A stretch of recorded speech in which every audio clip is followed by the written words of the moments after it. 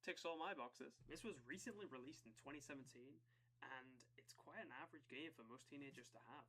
Quite surprising considering how much violence and indication of blood and death there is, but that might be the problem. Hi, my name is Zach, and I'm going to go over the impact of gaming has on individuals and on society.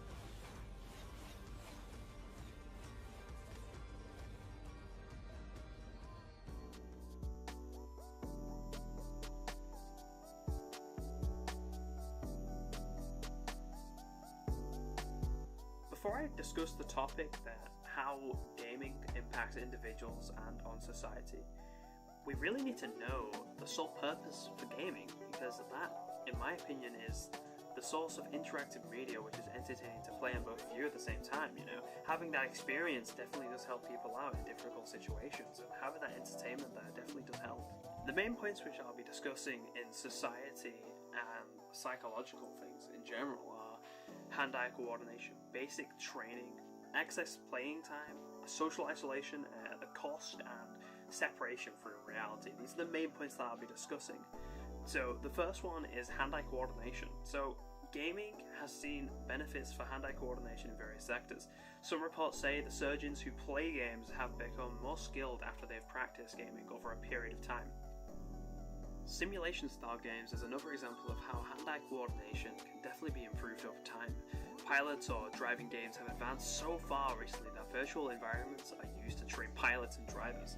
So they'll be doing it for around 21 times until they're able to successfully land and depart perfectly. If this isn't the case, we could have actually had a lot more fatalities.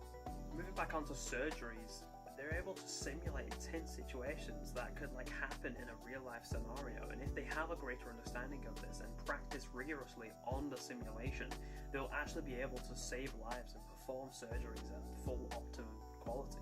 Specific brain training games have been developed in a range of subject areas, as this can help younger individuals actually learn at a gaming level. This makes it so it's a lot more enjoyable for them to know all the information, and it's not as intense from a book or from a TV commercial, which could be kind of outdated and boring. So having this in a game platform where they need to work for the answer, where they need to get a certain amount of points to go on to the next level, could definitely help out and probably make them more in tune and overall make it understandable for the person. Unfortunately, there are bad points that lead up to this. Gaming in general is an addictive thing to do. Excess playing time is quite a generic thing that happens to most teenagers and children, and can happen to adults also.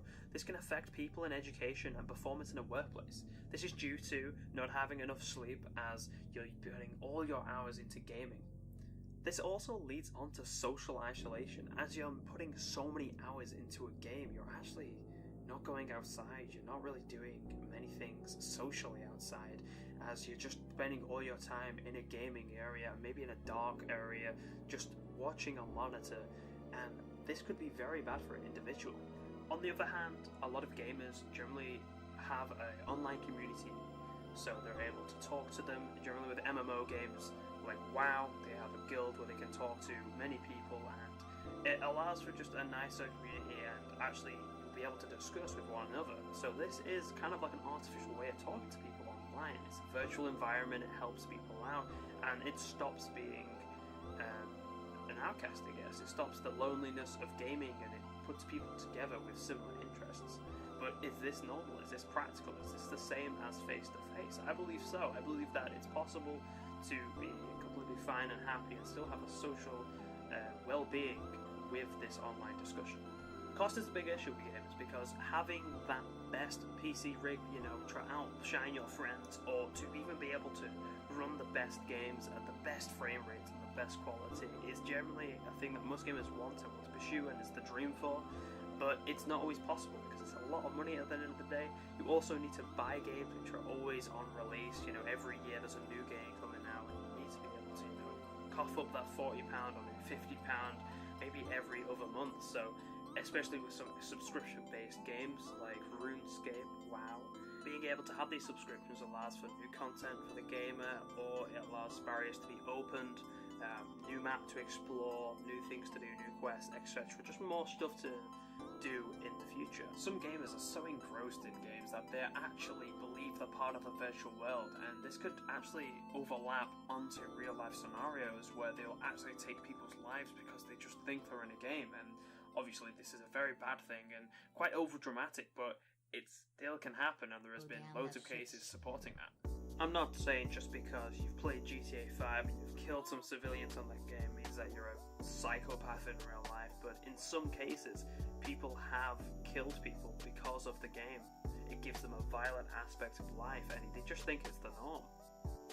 In conclusion, gaming is a great way of learning and it's really useful in today's society. However, playing too much or overusing games can have a negative connotation on your life. The key word here is balance. As long as you don't use games to the fullest extent and do 18 hours a day, you won't have the negative problems that comes with gaming. Gaming shouldn't be a bad thing, but if you're feeling isolated, if you can't really talk to anybody, definitely try and find a hobby, and it should get you out of that cycle of feeling isolated and having the effects of social anxiety and confidence issues. Hopefully you've gained a greater understanding of impacts gaming has on society and as an individual. If you still have questions, or if you're a little bit unfamiliar with what I've said and want some more information, please go to the article, which I've sourced quite a lot of the information from. You can also see the songs and the trailers used in this.